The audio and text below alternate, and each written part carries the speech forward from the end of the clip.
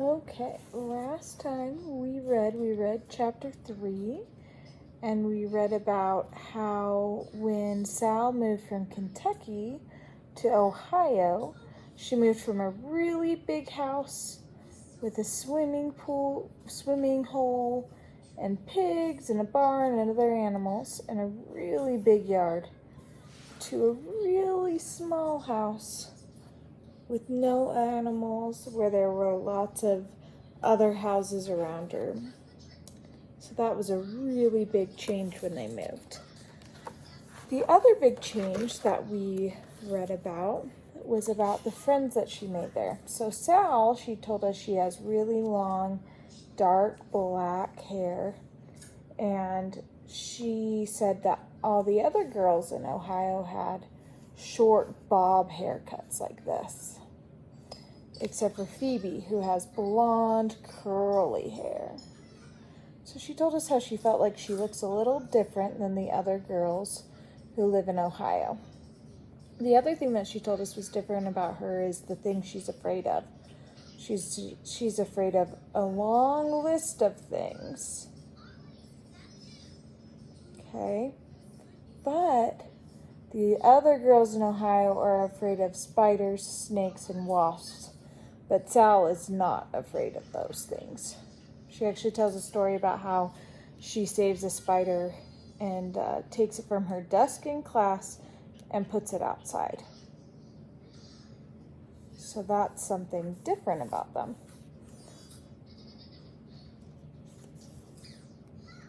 All right, so we're going to start reading chapter 4, which is called That's What I'm Telling You. On the day that Phoebe sat next to me at lunch and told me I was brave, she invited me to her house for dinner. To be honest, I was relieved that I would not have to eat at Margaret's again. I did not want to see Dad and Margaret smiling at each other. I wanted everything to be like it was. I wanted to be back in Bybanks, Kentucky, in the hills and the tree, near the cows and chickens and pigs. I wanted to run down the hill from the barn and through the kitchen door that banged behind me and see my mother and my father sitting at the table peeling apples. Phoebe and I walked home from school together. We stopped briefly at my house so that I could call my father at work. Margaret had helped him find a job selling farm machinery. He said it made him happy as a clam at high water to know I had a new friend. Maybe this is really why he was happy, I thought, or maybe it was because he could be alone with Margaret Cadaver. Phoebe and I then walked to her house. As we passed Margaret Cadaver's house, a voice called out, "Sal? Sal, is that you?" In the shadows on the porch, Margaret's mother, Mrs. Partridge, sat in a wicker rocker. A thick, gnarled cane with a handle carved in the shape of a cobra's head lay across her knees. Her purple dress had slipped up over her bony knees, which were spread apart, and I hate to say it, but you could see right up her skirt. Around her neck was a yellow feather scarf. My boa, she once told me, my most favoritist boa. As I started up the walk, Phoebe pulled on my arm. "Don't go up there," she said. "It's only Mrs. Partridge," I said. "Come on." "Who's that with you?" Mrs. Partridge said. "What's that on her face?" I knew what she was going to do. She did this with me the first time I met her. Phoebe placed her hands on her own round face and felt about. "Come here," Mrs. Partridge said. She wriggled her crooked little finger at Phoebe. Mrs. Partridge put her fingers up to Phoebe's face and mashed around gently over her eyelids and down her cheeks. Just as I thought, it's 2 eyes, a nose, and a mouth. Mrs. Partridge laughed a wicked laugh that sounded as if it were bouncing off jagged rocks. "You're 13 years old." "Yes," Phoebe said. "I knew it," Mrs. Partridge said. "I just knew it." She patted her yellow feathered boa. "This is Phoebe Winterbottom," I said. "She lives right next door to you." When we left, Phoebe whispered, "I wish you hadn't done that. I wish you hadn't told her I lived next door." "Why not? You don't seem to know Mrs. Cadaver and Mrs. Partridge very well. They haven't lived there very long, only a month or so." "Don't you think it's remarkable that she guessed your age?" I don't see what is so remarkable about it.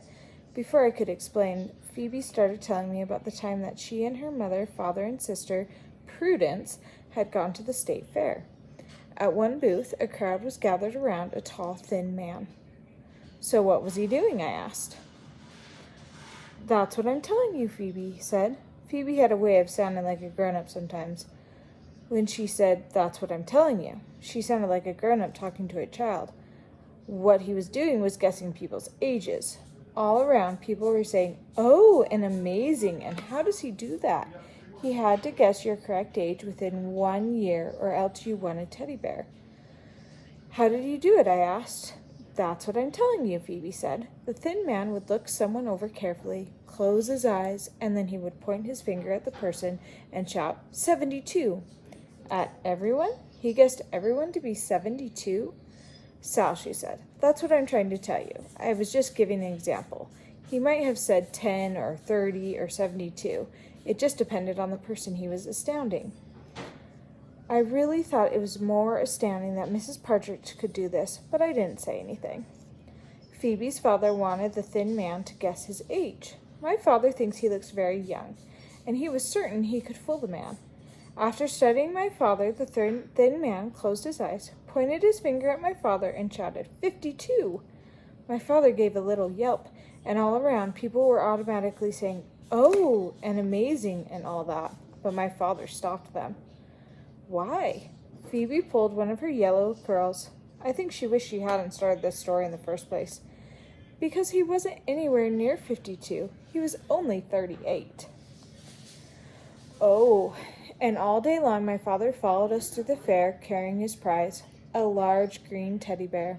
He was miserable. He kept saying, 52? 52? Do I look 52? Does he? I said. Phoebe pulled harder on her hair. No, he does not look 52. He looks 38. She was very defensive about her father. Phoebe's mother was in the kitchen. I'm making blackberry pie, Mrs. Winterbottom said. I hope you like blackberries. Is there something wrong? Really, if you don't like blackberries, I could. No, I said. I like blackberries very much. I just have some allergies, I think. To blackberries, Mrs. Winterbottom said. No, not to blackberries. The truth is, I do not have allergies, and I could not admit the blackberries reminded me of my mother. Mrs. Winterbottom made me and Phoebe sit down at the kitchen table and tell her about our day. Phoebe told her about Mrs. Partridge guessing her age. She's really remarkable, I said. Phoebe said, it's not that remarkable, Sal. I wouldn't exactly use the word remarkable. But Phoebe, I said, Mrs. Partridge is blind. Both Phoebe and her mother said, blind? Later, Phoebe said to me, don't you think it's odd that Mrs. Partridge, who is blind, could see something about me, but I, who can see, was blind about her? And speaking of odd, there's something very odd about that Mrs. Cadaver. Margaret, I said. She scares me half to death, Phoebe said. Why? That's what I'm telling you, she said. First, there's the name, Cadaver. You know what cadaver means. Actually, I did not. It means dead body. Are you sure? I said. Of course I'm sure, Sal. You can check the dictionary if you want. Do you know what she does for a living, what her job is? Yes, I was pleased to say. I was pleased to know something. She's a nurse. Exactly, Phoebe said. Would you want a nurse whose name meant dead body? And that hair. Don't you think all that sticking out red hair is spooky? And that voice, it reminds me of the dead leaves all blowing around on the ground. This was Phoebe's power. In her world, no one was ordinary. People were either perfect like her father, or, more often, they were lunatics or ex-murderers.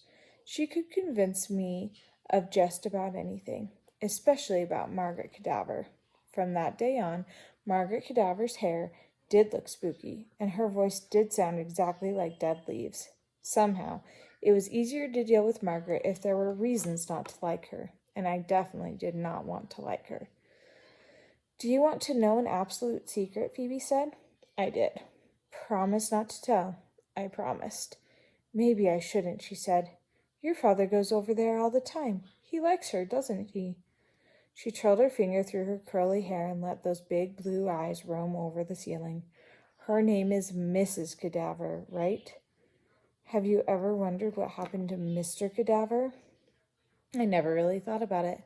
Well, I think I know, Phoebe said, and it is awful, purely awful. All right, we just finished chapter 4, where Phoebe and Sal are going home from school, and they're going to go to Phoebe's house for dinner. On their way home from school, they stop at Margaret's house, where they meet Margaret Cadaver's mom, Mrs. Partridge, who we find out is blind. And she is able to guess Phoebe's age without seeing her.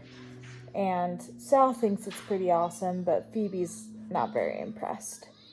So after Mrs. Partridge guesses that she's 13, and she's right, she is 13, Phoebe and Sal walk over to Phoebe's house, which is next door, and they start to talk about Margaret. And remember that Margaret's name is Margaret Cadaver.